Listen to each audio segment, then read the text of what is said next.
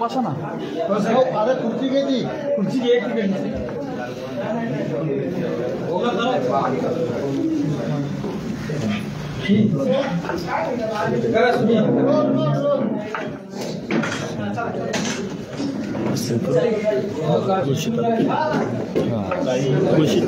सगळे मुळशी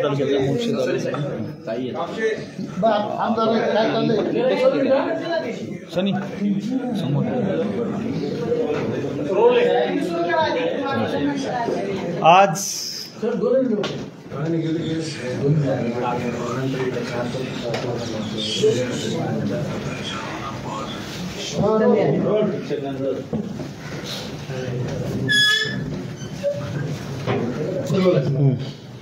आज आम्ही ओबीसी आणि पंचायत राजमधलं आरक्षण या संदर्भात ओबीसी बांधवांना आव्हान करण्यासाठी आणि या महाराष्ट्रामध्ये जेवढे पक्ष आहेत, रजिस्टर्ड पक्ष आहेत, निवडणुकामध्ये उतरलेले पक्ष आहेत, या पक्षाच्या प्रमुखांना आव्हान करण्यासाठी आम्ही आज ही प्रेस घेत आहोत। माझ्याबरोबर ॲडव्होकेट मंगेश ससाणे साहेब आहेत। आरक्षणाच्या प्रश्नावरती न्यायालयामध्ये ओबीसींच्या बाजू लावून धरणारे आमचे ॲडव्होकेट मंगेश ससाणे साहेब आहेत। आमच्या पुणे जिल्ह्यातल्या मुळशी तालुक्यातले आमचे सर्व बांधव आहेत। यामध्ये पंचायती मेंबर आहेत, माजी उपसभापती आहेत, सभापती आहेत, सरपंच आहेत, ग्रामपंचायत सदस्य आहेत आणि ग्रामीण भागातला ओबीसी बांधव आणि त्याचा व्यवसाय आणि तो सामाजिकदृष्ट्या दुय्यम स्थानी असल्यामुळं या बांधवांच्या काय अडचणी आहेत आणि ज्यावेळी तिकीटं द्यायला सुरुवात झाली, ज्यावेळी या निवडणुकांचा बिगुल वाजला, त्यावेळी काय परिस्थिती निर्माण झाली या 2 सप्टेंबरच्या JRने, याची परिस्थिती आम्ही तुमच्यासमोर मांडणार आहोत। पहिल्यांदा आता नगर पंचायतीच्या निवडणुका जाहीर झालेल्या आहेत। नगर परिषदा, नगर पंचायती त्यांच्या निवडणुका जाहीर झालेल्या आहेत। यामध्ये ओबीसी नगराध्यक्ष या 77 म्हणजे ओबीसी नगराध्यक्ष पदासाठी 77 ओबीसी जागा महाराष्ट्रामध्ये राखीव आहेत आणि आम्ही वेगवेगळ्या पक्षांच्या भूमिकांवरती लक्ष ठेवून आहोत। 77 नगराध्यक्षांपैकी मूळ ओबीसींना किती पक्ष तिकीट देत आहेत याकडे आम्ही बारकाईने लक्ष ठेवून आहोत। जिथं मूळ ओबीसींचं तिकीट डावललं जाईल त्या पक्षाच्या विरोधामध्ये आम्ही काम करू, तिथल्या ओबीसींना तसं आव्हान करू, कारण हे लोकल बॉडीजमधलं, पंचायत राजमधलं ओबीसींचं प्रतिनिधित्व आहे आणि हे प्रतिनिधित्व आज रोजी जर आपलं डावललं गेलं, आपल्या हातून गेलं, तर इथून पुढच्या कालावधीमध्ये ओबीसीची लिडरशिप, ओबीसीचं प्रतिनिधित्व हे जागेवरती थांबणार आहे। त्यामुळं 2 सप्टेंबरचा JR काढला जात असताना ज्या पक्षांनी हा JR काढण्यासाठी मनोज जरांगेंच्या मागणीला पाठिंबा दिला ते चेहरे ओबीसी बांधवांनी लक्षात ठेवले पाहिजेत आणि त्यांना मतदान देण्याऐवजी ओबीसीची भूमिका घेणाऱ्या आणि मूळ ओबीसीचं प्रतिनिधित्व सस्टेन करणाऱ्या उमेदवारांना ओबीसीनी मतदान करावं, असं आमचं आव्हान या महाराष्ट्रामधल्या सर्व ओबीसी बांधवांना असेल। आणि ओबीसी बांधवांनी आत्ता आपलं उपद्रव मूल्य दाखवून नाही दिलं तर हे राजकीय पक्ष तुमचं प्रतिनिधित्व, तुमचं आरक्षण संपवणार आहेत। शिक्षण आणि नोकऱ्यामधलं आरक्षण तर संपलेलंच आहे। निवडणुकामध्ये उरलेलं आरक्षण जर अशा पद्धतीनं तुमचं चॅलेंज केलं जात असेल, हिरावून घेतलं जात असेल, तर इथून पुढे ओबीसीचा प्रतिनिधी, बलुत्या आलुत्यामधला प्रतिनिधी, भटक्या विमुक्त जाती जमातीमधला प्रतिनिधी ज्या मंडल आयोगाच्या माध्यमातून सामाजिक न्याय देण्यासाठी, प्रतिनिधित्वासाठी आरक्षण दिलं गेलं, त्या प्रतिनिधित्वाचा गैरअर्थ घेऊन गरिबी हटवण्यासाठी किंवा कुणाच्या राजकीय प्रेशर खाली येऊन जर ओबीसींच्या अनाथ माती कालवण्याचं काम 2 सप्टेंबरच्या JRनं केलं असेल, हे बघा, लोकनियुक्त सरकारने आमच्या हक्क अधिकाराचं संरक्षण केलेलं नाही। आमच्या हक्क अधिकाराच्या विरोधामध्ये, सर्वोच्च न्यायालयाच्या निर्णयाच्या विरोधामध्ये, अनेक आयोगांच्या निर्णयाच्या विरोधामध्ये 2 सप्टेंबरचा JR काढल्याची भावना या ओबीसीच्या सर्व जनतेमध्ये, ओबीसीच्या प्रतिनिधीमध्ये गेलेली आहे। आता मी वेगवेगळ्या पक्षामध्ये वेगवेगळ्या सेलवरती काम करणाऱ्या, मग ते भाजपचे असतील, शिवसेना दोन्ही गटाचे असतील, काँग्रेसचे असतील, राष्ट्रवादी दोन्ही गटाचे असतील, या लोकांना आमचं सांगणं आहे, तुम्ही अग्रहक्कानं तिकीट मागा। मी फक्त नगराध्यक्ष पदाचं तुम्हाला सांगितलं की 77 नगराध्यक्ष पद ही ओबीसीसाठी राखीव आहेत आणि आत्ता जी जाहीर झालेल्या निवडणुका आहेत त्यामध्ये 1821 नगरसेवक पदाच्या जागा ओबीसी साठी राखीव आहेत. इथं जर तुम्हाला तिकीट दिलं जाणार नसेल तुमच्या पक्षाकडून तर तुम्ही काय त्या पक्षाचे फक्त झेंडे लावायला आहात का? आणि तुमचं प्रतिनिधित्व डावलून जर कुणाला दिलं गेलं जात असेल, पैसेवाल्यांना दिलं जाणार असेल, बोगस कुणबीकरणाद्वारे ओबीसीच्या जागांवरती उभे राहणाऱ्या माणसांना जर कुठं तिकीट दिलं जाणार असेल तर त्या सेलमध्ये काम करणाऱ्या ओबीसी बांधवांनी बंडखोरी केली पाहिजे. तिथल्या जागेचं किंवा कुठला वार्ड आहे, कुठलं शहर आहे, कुठला नगर परिषद क्षेत्र आहे त्याची माहिती आम्हाला द्या. आम्ही जाहीर करू. आम्ही तिथं प्रसंगी निवडणुकीमध्ये प्रचाराला येऊ. पण ओबीसीचं आरक्षण टिकवण्यासाठी तुम्ही आम्ही सगळ्या लोकांनी एकत्रित आलं पाहिजे. 2 सप्टेंबरचा कागद खोटा आहे. ओबीसी बांधवांना मी खूप तळमळीनं कळकळीनं आम्ही सगळे बांधव सांगत आहोत. 2 सप्टेंबरचा कागद खोटा आहे. पण ओबीसी बांधवांनो तुमचा तोटा मोठा आहे. एवढा मोठा तोटा आहे हा की हा तुमचं प्रतिनिधित्व संपवणार आहे. अरे पंचायत राजच्या निवडणुका म्हणजे लोकशाहीचा पाळणा. इथं खऱ्या अर्थानं नेतृत्व तयार होतं आणि पंचायत राजमधलं जर तुमचं नेतृत्व जर लिडरशिप थांबवली तर तुम्ही विधानसभेला लोकसभेला अर्ज भरायचं सुद्धा धारिष्ट करू शकणार नाही. खूप जबाबदारीनं बोलतोय. डॉक्टर बाबासाहेब आंबेडकरांनी प्रतिनिधित्वासाठी इथल्या बलुत्या आलुत्याचं रिप्रेझेंटेशन ओबीसीच्या माध्यमातून 340व्या कलमाच्या माध्यमातून तुम्हाला दिलं.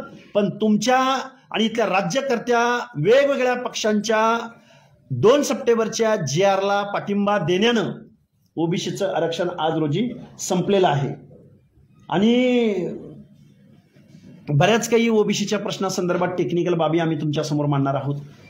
मी उद्याचं ते सुतोवाच पण करेन. उद्या आम्ही शासनकर्त्या लोकांकडून किंवा सत्ताधाऱ्यांकडून किंवा 2 सप्टेंबरचा GR निघाला त्यावेळी अनेक आमदार खासदारांनी लाज नसल्याप्रमाणे बिन लाजेचे असल्याप्रमाणे सांगितलं की आम्ही ओबीसी आरक्षणाला कुठंच धक्का लागत नाही. मग त्यामध्ये बबनराव तायवाडेंपासून ते वेगवेगळ्या मिनिस्टर्सपर्यंत अनेक लोक म्हणली की ओबीसी आरक्षणाला धक्का लागत नाही. मी एक उदाहरण म्हणून मी तुमच्या समोर बारामती शहराजवळ पिंपळी म्हणून गाव आहे. त्या पिंपळी गावामध्ये आता सध्या ओबीसीचा सरपंच होता. पण एका व्यक्तीनं त्या ग्रामपंचायतीमध्ये निवडून आलेल्या व्यक्तीनं एक बोगस सर्टिफिकेट कुणब्याचं आणलं आणि जो ओबीसीचा सरपंच होता त्याची जागा हिसकावून घेतली आणि ते बोगस सर्टिफिकेट त्याला जोडलं. बोगस आम्ही असं म्हणतोय की त्याचे पुरावे आम्ही सगळे कलेक्ट केलेले आहेत, गोळा केलेले आहेत. आणि त्याची पर्दाफाश मीटिंग सभा आम्ही उद्या संध्याकाळी बारामतीजवळ पिंपळी या गावामध्ये घेणार आहोत. आणि कसं ओबीसीचं आरक्षण पद्धतशीरपणे घालवलं जातंय, डावललं जातंय, संपवलं जातंय याची अनेक उदाहरणं आम्ही तुम्हाला देणार आहोत. आणि आता आम्ही इथं बोलत असताना अनेक आता प्रश्नोत्तर तर होतीलच, पण माझ्यानंतर न्यायालयीन लढाई लढणारे, कायदेशीर लढाई लढणारे ॲडव्होकेट मंगेश सासाने साहेब तुम्हाला संबोधित करतील. या संदर्भामध्ये अनेक प्रश्न आहेत. आता काल परवाच राजकारणातले भीष्मपिता म्हणता येईल ते पवार साहेबांनी एक भूमिका घेतली आहे. प्रायमा फेसे आम्ही त्यांचं स्वागत करतो की मूळ ओबीसींना डावलू नका, पण पवार साहेबांना आमचं काही विचारणं आहे की तुम्ही जर म्हणता की ओबीसींना डावलू नका तर ओबीसी मधून या कुणबी सर्टिफिकेटनी ही जी घुसखोरी झाली आमच्या राजकारणामध्ये, स्थानिक स्वराज्य संस्थांमध्ये, आमच्या राजकीय प्रतिनिधित्वामध्ये, मग त्यावेळेस पवार साहेब तुम्ही अशी भूमिका काय घेतली नाही?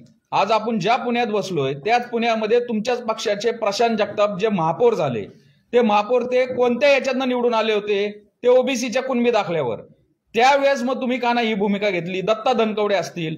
आता या स्थानिक स्वराज्य संस्थांच्या निवडणुकांचं पडगम वाजलेले आहेत.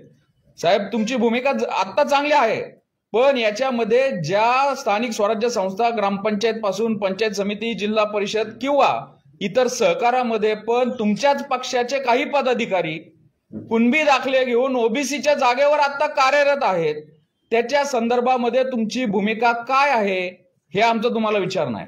पवार साहेबांनंतर अजितदादांचा राष्ट्रवादी गट आहे. मग पवार साहेबांची जी भूमिका आहे तशाप्रमाणेच अजितदादा पवारांच्या राष्ट्रवादीची भूमिका असणार आहे का? पुण्यामध्ये 44 जागा ओबीसींसाठी राखीव आहे. पिंपरी चिंचवडमध्ये 31 जागा राखीव आहेत. माझा अशी विचारणा आहे याच्यामध्ये मग अजितदादा पवार असतील, एकनाथ शिंदे असतील, काँग्रेसचे हर्षवर्धन सपकाळ असतील, उद्धव ठाकरे असतील, या सर्वांनी त्यांच्या पक्षाची भूमिका ओबीसी आरक्षित जागेवर तुम्ही मूळ ओबीसींना तिकीट देणार का? आणि तुमच्या जाहीरनाम्यामध्ये हे तुम्ही इलेक्शनच्या आधी जनता जनार्दनाच्या समोर जाताना ओबीसींच्या दारामध्ये मतं मागायला जाताना तुमच्या ह्या भूमिका तुम्ही स्पष्ट केल्या पाहिजे, अशी आमची विचारणा आहे. मुळामध्ये पवार साहेबांनी भूमिका घेतली, त्याचं मला राजकारणाची एवढा काय मला देणं घेणं नाहीये. पवार साहेबांनी काल ती भूमिका घेतल्यानंतर सांगितलं की भाजप बरोबर कोणी जाऊ नये म्हणून, आणि त्याच दिवशी सेम डे मुंबई एमसीएच्या इलेक्शनला पवारांचे खास जितेंद्र आव्हाड आणि आशिष शेलार पवार पॅनेल तिथं होतो एमसीएचा. मग पवार साहेब तुमच्या या भूमिकेवर प्रश्नचिन्ह निर्माण होत नाही का? त्यामुळं ओबीसीच्या बाबतीत तुम्ही ही भूमिका घेतली. आता जे ओबीसीतनं जे या पदावर कार्यरत आहेत त्यांचे तुम्ही राजीनामे घेणार आहेत का? तिथं इतर ओबीसी मूळ ओबीसींना संधी देणार आहात का? आणि पवार साहेबांप्रमाणेच बाकीच्या पक्षाचे जे काही प्रमुख आहेत त्यांची भूमिका काय हे आपल्या या चॅनलच्या आपल्या या माध्यमांच्या माध्यमातून तुम्ही त्यांना प्रश्न विचारा. ओबीसींसाठी तुम्ही ही भूमिका स्पष्ट केली पाहिजे. आता त्यानंतर ज्या वेळेस हे सगळं झालं 2 सप्टेंबरच्या JR नंतर ओबीसीची आमची उपोषणं झाली, आमचे मोर्चे झाले, त्यावेळेस ओबीसी मंत्रिमंडळ उपसमिती नेमली गेली. त्या ओबीसी मंत्रिमंडळ उपसमितीच्या अध्यक्ष चंद्रशेखर बावनकुळे, आणि योगायोगाने कालच त्यांना भाजपच्या स्थानिक स्वराज्य संस्थांचे प्रभारी म्हणून त्यांना अध्यक्षपद दिलेलं आहे. तेच चंद्रशेखर बावनकुळे साहेब ओबीसी उपसमितीचे अध्यक्ष आहेत, आणि या ओबीसी उपसमितीच्या पहिल्याच मीटिंगमध्ये भूमिका अशी घेतली होती की जी खोटी कुणबी सर्टिफिकेट आहेत, या खोट्या नोंदी केलेल्या आहेत, खाडाखोड केले, या संदर्भात एक श्वेत पत्रिका काढणार आहे. त्याचं कुठपर्यंत आलं बावनकुळे साहेब? कारण की आजच एक बातमी आली, संभाजीनगरच्या गंगापूर तालुक्यामध्ये एका जिल्हा परिषदेच्या शाळेचं सुट्टीच्या दिवशी लॉक तोडून एका उमेदवाराने ते दप्तर जे निर्गम रजिस्टर असतं त्याच्यामध्ये जाऊन खाडाखोड केली, ती बातमी सगळ्या वृत्तपत्रामध्ये आलेली आहे. मग बावनकुळे साहेब, तुमच्या समितीची ही श्वेत पत्रिका ही कधी निघणार आहे? का बैल गेला आणि झोपा गेला? मग असंच आमचं हा कुणबी सर्टिफिकेट म्हणजे ओबीसीला लागलेला कॅन्सर आहे, आणि ही कॅन्सरची 4थी स्टेज आहे. 2004 पासून हे सुरू झालंय. आमच्या पुणे महानगरपालिकेतले आता आमदार आहेत चेतन तुपे, ते कुणबीच्या जागेवर निवडून आलेले आहेत. ह्या पुण्याचे खासदार आणि केंद्रीय मंत्री मुरली अण्णा मोहोळ यांनी कुणबी दाखला काढला, हे कुणबीवर निवडून आलेले आहेत. मग आमच्या या ओबीसी आरक्षणाला, आमच्या नोकऱ्यांना, आमच्या शिक्षणाच्या प्रवेशाला या कुणबी दाखल्यांमुळे कॅन्सरची लागण झालेली आहे. हे 4थ्या स्टेजचा कॅन्सर आहे. आता तरी तुम्ही सगळे लक्ष देणार आहात का नाही? नाहीतर आमचं राजकीय प्रतिनिधित्व, आमचं सरकारमधील नोकऱ्यामधील प्रतिनिधित्व संपणार आहे. त्यानंतर आता आणखीन आमचा दुसरा एक मुद्दा असा आहे की होतं काय, कोणतरी असा खाडाखोड करून काहीतरी दबाव करून कुणबी दाखला काढतो, तो कंटेस्ट करतो इलेक्शन, आणि त्याच्यानंतर त्यांनी व्हॅलिडिटी कधी द्यायची आहे? व्हॅलिडिटी पहिल्यांदा तर 3 महिन्यात द्यायची होती. म्हणजे तो लढला, मूळ ओबीसीला पाडलं प्रस्थापितांनी, त्यांनी व्हॅलिडिटी सर्टिफिकेट 3 महिने, आता ते 6 महिन्यांनी केलंय. हा कुठला न्याय आहे? 7 वर्ष इथं निवडणुका झाल्या नसतील, मग तुम्ही व्हॅलिडिटी सर्टिफिकेट का नाही काढलं? आमची मूळ मागणी अशी आहे की ज्या वेळेस तो फॉर्म भरतो, त्या फॉर्मची ज्यावेळेस पडताळणी होती ना, त्याच दिवशी व्हॅलिडिटी सर्टिफिकेट असेल तर त्याचा फॉर्म कंटिन्यू करण्यात यावा, अन्यथा त्याचा फॉर्म बाद करण्यात यावा. एकदा इलेक्शन होऊन गेलं नंतर कुणीही त्याच्या मागत जात नाही, परत रिइलेक्शन लागत नाही, कोर्टामध्ये गेल्यानंतर 10-10 वर्ष त्याचा निकालच लागत नाही. मग कसं काय आम्ही या प्रस्थापितांच्या विरोधात लढायचं? कुणबी दाखल्यांनी आम्हाला पाळण्यातच मारलं जातंय. जसं आता हाके सरांनी सांगितलं, राजकीय प्रतिनिधित्वाची जी बालवाडी आहे ती पंचायत समिती, ग्रामपंचायत, तिथंच आम्हाला पायामधनं आम्हाला छाटलं जातंय. त्यामुळं नंतर हा परत आमदारकीला आणि खासदारकीला आम्हाला आव्हान द्यायला नकोच. हा सगळ्यात मोठा प्रश्न ओबीसींसमोर आहे. हे प्रश्न आम्ही या पत्रकार परिषदेच्या माध्यमातून या पक्षांच्या नेत्यांना विचारतोय, या मंत्रिमंडळ समितीच्या बावनकुळेंना विचारतोय. अजून याच्या पुढचा आमचा एक सर्वात महत्वाचा तांत्रिक मुद्दा, 2004च्या JR पासून महाराष्ट्रामध्ये या कुणबी दाखल्याने आमच्या नोकऱ्या खाल्ल्यात, आमच्या शिक्षणाचे प्रवेश खाल्लेत, आमचं राजकीय प्रतिनिधित्व खाल्लंय. हे कोण? हे प्रस्थापित पाटील, हे देशमुख सरंजाम करत होते. आता आमच्या जागा इलेक्शन कमिशन पण खातंय. ते कसं खातंय मी तुम्हाला आता काही आकडेवारी दाखवतो. पुणे महानगरपालिकेमध्ये एकूण जागा आहेत 165. 27%नी किती होतं ते 165 जागांचं 44.56 जागा किती दिल्यात 44. मुळात एक शासन निर्णय असा आहे की जिथं जागा असतील आणि जागा पूर्णांकात येत नसतील, अपूर्णांक असेल, 0.5च्या आतमधली जर असेल तर ती आधीची जागा पकडण्यात यावी, पण 0.5च्या पुढे जर इक्वेशन येत असेल तर पुढची जागा दिली पाहिजे. पुणे महानगरपालिकेमध्ये एक जागा आमची ओबीसीची या इलेक्शन कमिशननी खाल्लेली आहे, नियम असताना, शासन निर्णय असताना. लातूरमध्ये 70 जागा आहेत लातूर नगरपालिकेमध्ये. ओबीसीला राखीव किती दिलेत 18 जागा आणि 27%नी टक्केवारी जर काढली तर ते होते 18.9. सुप्रीम कोर्टाने 16 मेला जो न्याय निर्णय दिला होता आणि त्याच्या अधीन राहून 27% जागा तुम्ही स्थानिक स्वराज्य संस्थांमध्ये द्यायला सांगितल्या होत्या. आता तुम्ही देताय किती 25%, 26%. लातूरमध्ये किती इक्वेशन येते 18.9. पण 18.5च्या आत असतं तर 18 जागा द्या, तुम्ही एक जागा आमची तिथं खाल्ली आहे. पुणे जिल्हा परिषद 73 जागा आहेत एकूण, ओबीसीला दिल्यात 19 जागा, 27%नी होतंय किती 19.71. शिरूर पंचायत समिती 14 जागा, ओबीसीला 3 जागा दिल्यात, 27%नी होते 3.78. का बाबांनो प्रत्येक ठिकाणी तुम्ही आमची एक जागा खाताय? टोटल 27,000 स्थानिक स्वराज्य संस्था आहे महाराष्ट्रामध्ये. आखे साहेब 27,000 तुम्ही आमच्या जागा खाणार? काय पाप केलं? इलेक्शन कमिशन कुणाच्या याच्यावर चालतंय? बीएमसी मध्ये तसंच आहे, प्रत्येक ठिकाणी असंच आहे. मग इलेक्शन कमिशन पण आमच्या जागा खायला लागले. हे तर कुणबी दाखल्याने खातातच आहे. त्यामुळं हे जे महाराष्ट्रामध्ये चाललंय, हे ओबीसीची मंत्रिमंडळ उपसमितीचे 52 कुळे, तुम्ही फक्त तुमच्या पक्षाचा प्रचार करू नका. ओबीसी साठी जर तुमचं काही खरंच दायित्व असेल तर हे इलेक्शन कमिशन आमच्या जे जागा खातंय त्या परत पूर्ववत करा. कुणबी दाखल्याची श्वेतपत्रिका जी काढायची ती श्वेतपत्रिका काढा. हे बाकीचे पक्ष प्रमुखांनी त्यांची भूमिका कुणबी ओबीसीच्या जागेवर तुम्ही खऱ्या ओबीसींना तिकीट देणार का ही यांनी जाहीर करावी. अन्यथा आम्ही आता ह्या मुळशी तालुक्यामध्ये हे सगळे आमचे SC ST ओबीसी बांधव एक ओबीसी बहुजनांची मोड बांधतात, ते पॅनेल उभा करतोय आणि हा मुळशी पॅटर्न महाराष्ट्रामध्ये दिसेल. प्रस्थापित पक्षांना मग आम्ही फक्त आमच्या एका जागेसाठी लढणार नाही, आम्ही अख्खा पॅनेल लढवू. आम्ही तुम्हाला दाखवू की आमची पण ताकद काय आहे. त्यामुळे आता आमचा अंत बघू नका. तुम्ही जर ओबीसीच्या जागेवर कुणबीला तिकीट दिलं तर इतर जागा पण आम्ही तुमच्या पाडू, एवढा इशारा आम्ही या पत्रकार परिषदेच्या माध्यमातून देतोय. नक्की ओबीसीला फसवलं कोणी? जर सरकार GR काढत असेल तर तुम्ही विरोधी पक्षावरती टीका करता, याची जबाबदारी सर्व सरकारची आहे.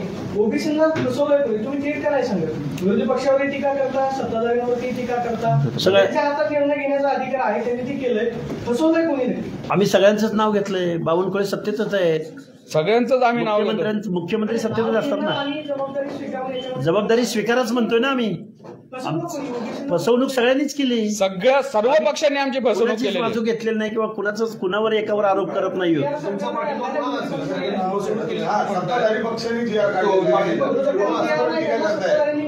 काय काय GR हा सत्ताधाऱ्यांनी काढलेला आहे, विरोधकांनी नाही. विरोधकांच्या मागणीवरनं काढला, मग विरोधकांनी द्यावीत ना तिकीट. काय काय काय एक जण एक प्रश्न विचारा. जो GR काढला ना, हा तुम्ही जो GRचा उल्लेख करताय की ओबीसी समाजावर अन्याय झाला, हो. तो GR फडणवीस सरकारने काढला, हो नक्कीच जरांगेंनी केलेली. हो सगळ्यांनीच बोलतो ना आम्ही कुठं सर्व पक्षीय प्रस्तापित नेत्यांनी बोललो का? आम्ही सगळ्या पक्षांचे ते तर आमच्या मुळावर तेच आहेत, सत्ताधारी करणारेही आणि GR पारित करणारे. आम्ही कुठं म्हटलंय की अमुक एक पक्ष किंवा अमुक एकावर टीका करतोय आम्ही? सर, स्थानिक स्वराज्य संस्थांच्या निवडणुकांमध्ये मूळ ओबीसींना तिकीट द्या अशा पद्धतीचे काही निर्देश किंवा काही सूचना शरद पवारांनी दिल्याची बातमी आहे. या मागणीकडे तुम्ही कसं बघता? हे बघा, या मागणीकडे निवडणुकांचं व्याकरण आत्मसात केलेले शरदचंद्रजी पवार नेते आहेत. हीच भूमिका जर त्यांनी 2 सप्टेंबरच्या GRच्या बाबतीत घेतली असती तरी मग आम्ही त्यांचं एकदम खूप चांगलं स्वागत केलं असतं. पण आता निवडणुकी ऐका ना ऐकू दे, मला कंप्लीट करू द्या ना. हे बघा, शरदचंद्रजी पवार साहेबांनी निवडणुकामध्ये आपला पक्ष डावलला जातो की काय म्हणून अशी भूमिका घेतली असेल. आम्ही कसं बरं 2 सप्टेंबर, अरे तुम्ही आम्हाला भीक देता का? अरे कायद्यानं तुम्ही नाकारताय, त्यावेळी तुम्ही गप्प बसता. आणि तुमच्या निवडणुकीत अडचण निर्माण होते म्हणून तुम्ही म्हणता की नाही नाही नाही मूळ ओबीसीला तिकीट द्यायची, आणि मग बंडखोर अपक्ष उभा राहिल्यावर काय करायचं? जे कार्यरत त्यांचे राजीनामे गेले, काय करायचं सांगा ना. इकडे तिकीट ना करायचं आणि दुसरीकडे बंडखोर अपक्ष उभा राहिला किंवा अपोजिटच्या दुसऱ्या पक्षानं जर दुसरा उमेदवार दिला, काय करायचं? स्वतःच्या पक्षाचं आमचं म्हणणं तेच आहे, आम्हाला भीक नकोय, आम्हाला हक्काचं मागतोय आम्ही. 2 सप्टेंबरचा GR ज्यावेळी पारित झाला त्या दिवशी शरद पवार कुठे गेले होते? आणि त्यांच्या एवढं सोशल जस्टिस कुणाला कळतो का? राष्ट्रवादी काँग्रेसचे नेते कायम म्हणतात की मंडल आयोग पहिल्यांदा महाराष्ट्रात पवार साहेबांनी लागू केला. मग जर लागू केला जात असेल, जर ते सामाजिक न्यायासाठी ते जर क्रेडिट घेत असतील, मग 2 सप्टेंबरच्या GRला विरोध का नाही केला? तिथं व्यापशिका होती, भाजपचे कॅबिनेट मंत्री राधाकृष्ण विखे होते, एकनाथ शिंदेचे मंत्री उदय सामंत होते. सत्ताधाऱ्यांनी हा GR काढला, तुम्ही विरोधकांवरती टीका करताय. कुणी सांगितलं? तुम्ही माझ्या सर्वांना मी त्या विखे पाटलांच्या गावात जाऊन 3-4 सभा घेतल्या राव. त्यांच्यावडी तर मी टीका कोणावरच केली नाही. त्यामुळे आम्ही जबाबदारी सगळ्यांचीच आहे ना. आपण सर्व तिथं सुप्रिया सुळे त्यांच्या डोक्यावर हात फिरवायला पण होत्या. विखे पाटलांनी GR काढला. किती बोलायचं त्यांच्या? सर्व प्रस्थापित समाजातल्या नेत्यांनी ही ओबीसीची शिकार केलेली आहे, सत्तेतल्या पण आणि विरोधी पक्षातल्या पण. आणि अजून पण ती पवारांनी पुढे आलेत, पवारांनी ठाम राहावं. आणि पवारांच्या पक्षामधले जे आता पदाधिकारी कुणबीच्या दाखल्याने कार्यरत आहेत त्याबद्दल पण पवार साहेबांनी भूमिका स्पष्ट करावी, एवढे आमचं इथं म्हणणं आहे. याच्यामध्ये भाजपने पण करावे, फडणवीसांनी पण करावी, सर्वांनीच करावी. छापाही तुमचाच आणि काटाही तुमचाच असं नसतं. तुम्ही काय म्हणताय? पवारांनी भूमिका स्पष्ट करावी, ते म्हणतायत समाजाने वाटत. अरे सगळ्यांनीच म्हणतोय आम्ही. ओबीसी समाज म्हणून येणाऱ्या नगर परिषद आणि नगरपंचायतीमध्ये तुमच्या 2 नेत्यांची भूमिका काय असणार? हे बघा, आमच्या 2 नेत्यांची भूमिका अशी आहे, जे पक्ष निवडणुकीला सामोरं जात आहेत त्या पक्षांनी मूळ ओबीसीला तिकीट द्या. जर मूळ ओबीसीला तिकीट नाही दिलं, मग ते दोन्ही शिंदे गट, दोन्ही शिवसेना गट असो किंवा दोन्ही राष्ट्रवादी असो, भाजप असो, काँग्रेस असो, कुठलाही पक्ष, काँग्रेस असो, आमचं साधी लाईन आहे. जे डावलतील त्यांचा करेक्ट कार्यक्रम करण्यात येईल. आणि बघा, मी सांगतोय बघा, जिथं डावललं गेलंय त्याचा उमेदवार आम्ही तिथं जाऊ, तिथं प्रचार सभा घेऊ, आम्ही सोशल मीडियाच्या माध्यमातून सांगू की या माणसाला आपल्याला मतदान करायचं नाही, या माणसाला पण आपल्याला मतदान करायचंय. आम्ही आमचा न्यूसेन्स व्हॅल्यू दाखवून देणार. आम्ही न्यायालयात आम्ही दाद मागतोय, पण मतपेटी ही लोकशाही मधला उत्सव आहे ना, आम्ही तिथं मागणार. विधानसभा निवडणुकीची स्क्रिप्ट तुम्ही रट्टा मारताय. हेच वाक्य तुमचं याच पत्रकार परिषदेत याच हॉलमध्ये होतं की जिथं, ऐका ना सर, प्रश्न होतो, जिथं ओबीसी समाजाच्या विरोधात येऊन तिथं जाऊन सभा घेऊन उमेदवार पडणार, हे तुमचं वाक्य आहे विधानसभेच्या वेळेस. आम्ही सत्ताधाऱ्यांची बाजू घेतली होती. तुमच्या पुढे जाऊन सांगतो. ऐका ना, सत्ताधार ऐका, मग आता आम्ही सगळ्यांच्या विरोधात घेतोय ना. टॉस तर होतं. हा, विधानसभेच्या निवडणुकीला हे तुमचं वाक्य होतं. आता तुम्ही हेच वाक्य वापरताय, बरोबर आहे. प्रश्न असा आहे की आता तुम्ही उमेदवार देणार. उमेदवार द्यायचा विषयच येत नाही. अरे आमच्याकडे पक्ष पार्टी असती, आम्हाला आरक्षणाची काय गरज भासली असती? काय गरज होती ना आम्हाला? आम्ही मागतोय, आमची लिडरशिप असती, आम्ही कारखानदार, वतनदार, जागीरदार असतो, तर आम्हाला असे एवढ्या पत्रकार परिषदा घ्यायची काय गरज होती? आम्ही काय भीक मागे वाटलो काय? तिकीट नाही दिलं, अपेक्षा उभा करू आम्ही. भरपूर आमच्या 450 जातीमध्ये भरपूर उमेदवार आहेत. अजून सगळी प्रोसेस सुरू आहे. ही सगळी प्रोसेस व्हायला, निवडणूक व्हायला, त्याच्यानंतर भूमिका घ्यायला बराच वेळ आहे. नाही, आता तिकीट वाटपाचा प्रोग्राम सुरू आहे ना. पण अजून कुठल्याच पक्षाने अशी भूमिका घेतली की, पण आम्ही त्याला आगाऊ सांगतोय ना. आम्ही यासाठी तर आम्ही आलो अपील करायला त्यांना. बाकीचे पक्ष आहेत ना, घ्या ना मग सगळ्यांनी. बाकी पक्षांनी घ्यावी ना, तेच म्हणतोय. ते मी घेतली ना. हर्षवर्धन सपकाळ, एकनाथ शिंदे, उद्धव ठाकरे, अजित पवार, सगळ्यांनी, सगळ्या पक्षांनी भूमिका, सगळ्या पक्षांनी मूळ ओबीसीला तिकीट द्यावं. चला, देवेंद्र फडणवीस काय लढणार नाहीत का निवडणूक? अरे घेतोय. हे बघा, या महाराष्ट्राचे मुख्यमंत्री देवेंद्र फडणवीस साहेबांनी आणि भाजपचे अध्यक्ष काय नाही चव्हाण साहेबांनी मूळ ओबीसीला तिकीट द्यायची भूमिका घ्यावी. जर मूळ ओबीसीला तिकीट नाही दिलं तरी आम्ही त्यांच्या पक्षाच्या विरोधात. सर ऐका ना, पवारांनी तुमचीच भूमिका मांडलेली आहे. हे नाही स्वागत करत, कारण त्यांची भूमिका मतलबी आहे, मतलबासाठी घेतलेली आहे. अरे ऐका तरी आता तुम्ही मतलब का म्हणलं ते काय ऐकत नाही तुम्ही. शरदचंद्रजी पवार साहेबांनी 2 सप्टेंबरच्या GR ला विरोध का केला नाही. आता ओबीसी आपल्यापासून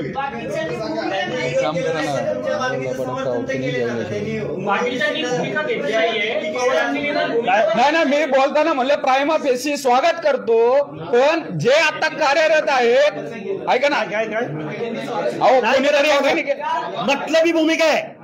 स्वागत करणार नाही. 2 सप्टेंबरचा कायदा होत असताना शरदचंद्रजी पवार मुगी गिळून का गप्प बसले होते.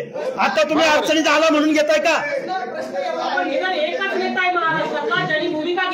अरे घेऊन मग बाकीच्यांनी जर खोट्यानं दिलं तर काय करायचं त्या पवारांच्या भूमिकेचं.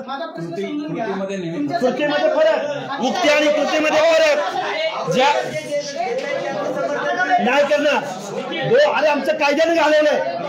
आमचं घर एक मिनिट आमचं ओबीसीचं घर उद्ध्वस्त होत असताना 2 सप्टेंबरचा GR निघत असताना पवार साहेब कुठे गेले होते. आता तुमच्या निवडणुकीत अडचण आली म्हणून तुम्ही भूमिका घेताय का. तुमच्यासाठी GR ला विरोध करणं महत्वाचं आहे की ज्यांनी GR काढला ते महत्वाचे आहे. ज्यांनी GR काढला ते राहिले बाजूला. तुम्ही बाजूला कुठे बाजूला राहिले. कुठं आम्ही बाजूला ठेवलेत. बावनकुळ्याचं 4 नाव घेतलंय आम्ही. आम्ही विरोध कुठं अजून थांबा, मुख्यमंत्र्याचं अजून एकदा नाव घेऊ का. आणि आमच्या अपेक्षेने तुम्ही नाव घ्यावं. आमचा प्रश्न एवढा आहे तुमच्यासाठी काय महत्वाचं आहे. आमच्यासाठी महत्वाचे तो GR रद्द झाला पाहिजे. हे महत्वाचं आहे. तिकीट पण निवडणुका येतील जातील अनेक वेळा, पण GR तुमच्यासाठी कोण महत्वाचं आहे. विरोध करणं महत्वाचे की सगळे महत्वाचे. सत्ताधारी मिळूनच केलंय. सगळ्यांनी मिळूनच केलंय. मिली बघत आहे. अरे हे आंदोलन उभं कुणी केलं. प्रश्न एवढा आहे, एका प्रश्नाचं फक्त उत्तर द्या. GR सरकारनं काढलेला आहे.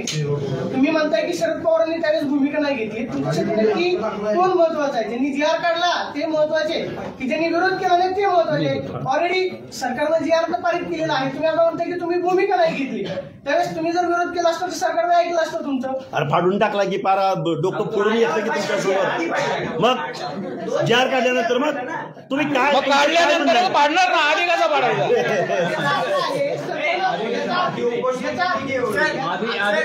अरे आंदोलन केली, उपोषण केली, GR फाडून टाकले. ते सगळ्यांना सांगतील ना आम्ही कार्यकर्ते आहोत. आम्ही काय त्यांची आता प्रकृती त्यांची आजारी आहेत, ऍडमिट आहेत. त्यांनी वेळोवेळी याला विरोध केलेला आहे. त्यांनी सांगितलेल्या मूळ ओबीसींना तिकीट द्या. त्यांची भूमिका पहिल्यापासून क्लिअर आहे.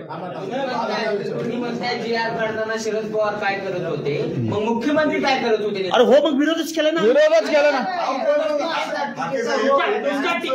अरे तुम्ही तीव्रता म्हणजे काय. आता डोकं आपटून घेऊ काय तर कसं तीव्रता म्हणजे काय. कसं काय केलं पाहिजे. प्रश्न असा आहे ना की तुम्ही म्हणताय की 1 मिनिट तुम्ही म्हणताय की शरद पवारांच्या भूमिकेचं स्वागत करणार नाही. ससाणे साहेब म्हणतात की शरद पवारांनी जी भूमिका घेतली ती सगळ्यांनी घ्यावं. प्रश्न असा आहे तुम्ही भाजप बाकीची जी नावं आता तुम्ही आम्ही म्हणल्यावर घेतली, पवारांची सुपारी घेऊन तुम्ही काम करताय असं राष्ट्रवादीचा आरोप आहे तुमच्या. कुणी सुपारी, आम्ही ओबीसीची सुपारी घेतली. आम्हाला कुणाच्या सर्टिफिकेटची गरज नाही. आणि कुणाला काय म्हणायचं ते म्हणू द्या ना. आम्ही ओबीसीची सुपारी घेतली ना पहिल्यापासून. आरोप कुणाला काही करतील, कोणी काही बोलतील, आरोप करून द्या. सुपारी घेतली का असा प्रश्न तुम्हाला. अरे सुपारी घ्यायचा संबंध काय आहे. आम्ही ओबीसीची घेतली सुपारी. मंगेश ससाने, लक्ष्मण हाकेने. मग त्या विखे पाटलांच्या विरोधात कोण बोलत आहे. त्यांनी सुपारी नाही घेतली. म्हणलं ना मी, बैलगेरण झोपा केला नका करू. तुमची श्वेतपत्रिका आणा. तुमच्या पक्षाचं फक्त काम करू नका. तुम्ही जर त्या ओबीसी उपसमितीवर आहात ना, तुम्हाला श्वेतपत्रिका काढता नाही आली तर राजीनामा द्या. उगीच फुजूल फुका तुम्ही करू नका.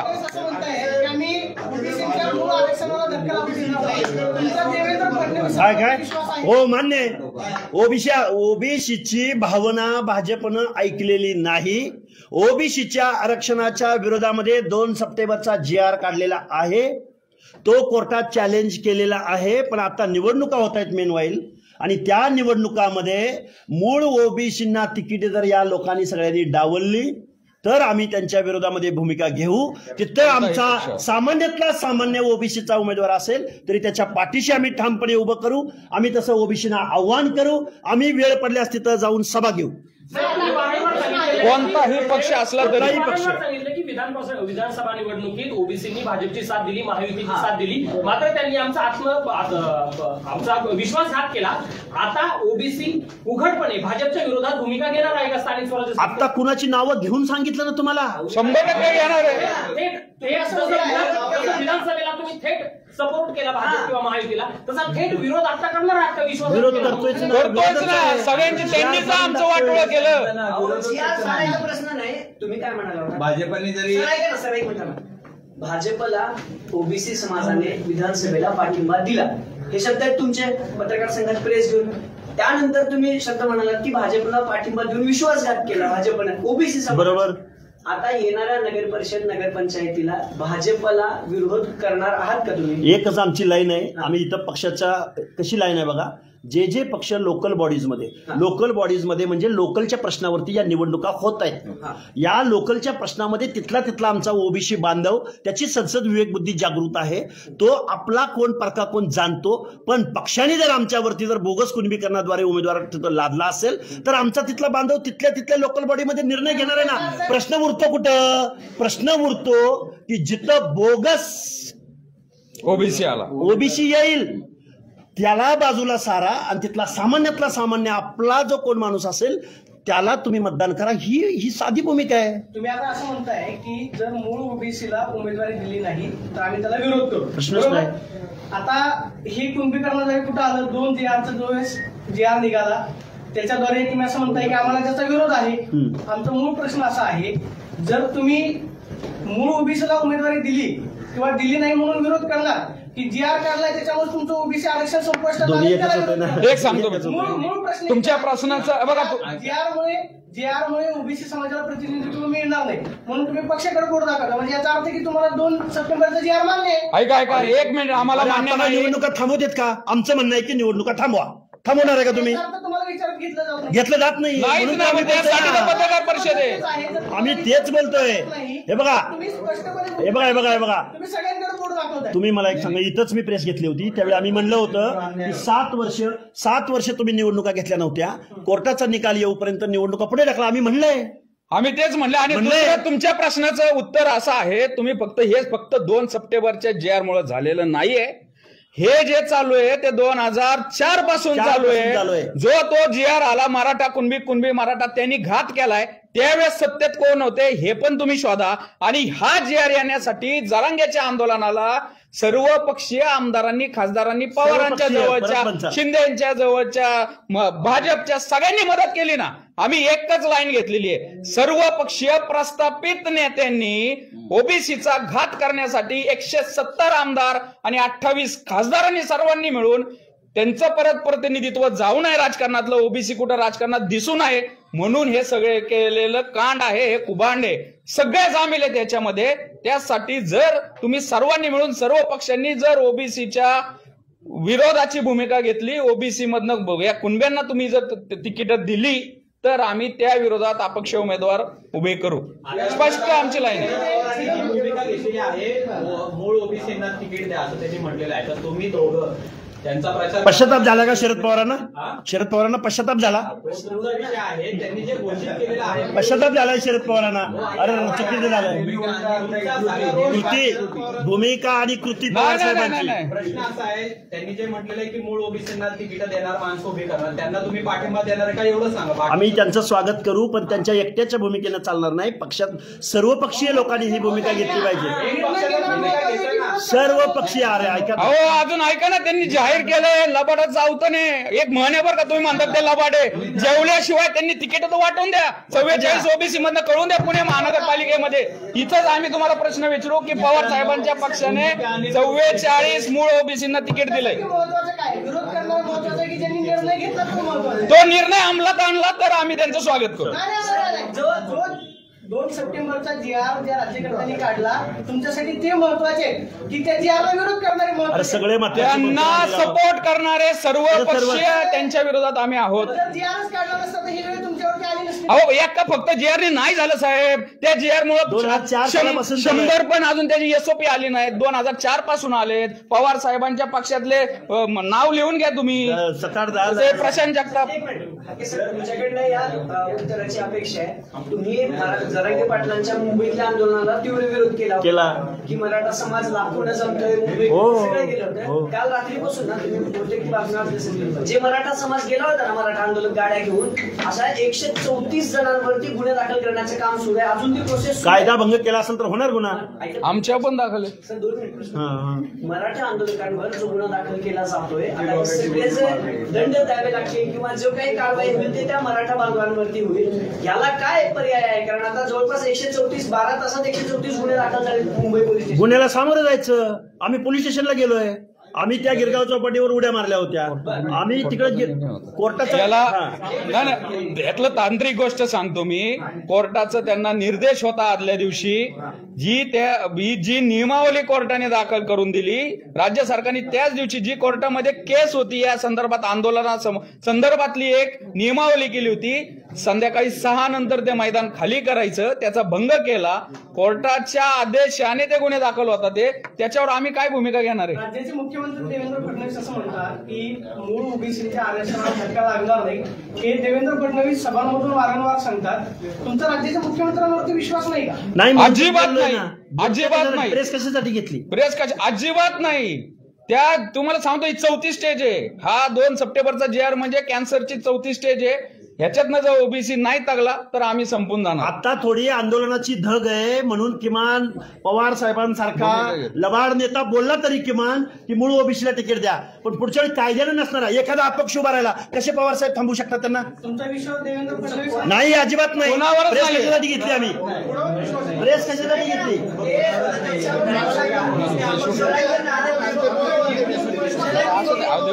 अरे विश्वास पाणीपतात गेला ना. मनोज जरांगे पाटील यांनी धनंजय मुंडेंनी सुपारी दिली आहे त्यांना मारण्याची. कुणाला? कुणाला? ते गृहमंत्री म्हणून देवेंद्र फडणवीस सांगतील काय चौकशीमध्ये, आम्ही कसं सांगू शकतो? एक विधानसभेचे सदस्य आहेत ते, विधानसभेचे जबाबदार, सगळं काय असेल ते जबाबदार माणूस आहे. त्यामुळे वरिष्ठ माणसं त्याच्यावर बोलतील आणि गृह विभागाने उत्तर द्यावं याचं. हो ना, मग आम्ही काय बोलतोय? मग आरोप होत असतात. मग माझ्यावर फेटाळून लावलेत. मला रोज 150 फोन येत आहेत. जीव मारायचे, जिवे मारायचे. आम्ही काय माणूस नाही का? आम्ही माणूस नाही का? धनंजय मुंडेंचं नाव त्यांनी घेतलं तसं तुम्ही नाव उत्तर देतील की? उत्तर देतील ना धनंजय मुंडे. आम्ही 2 मिनिटं आम्ही कुणाचं नाव सांगायचं?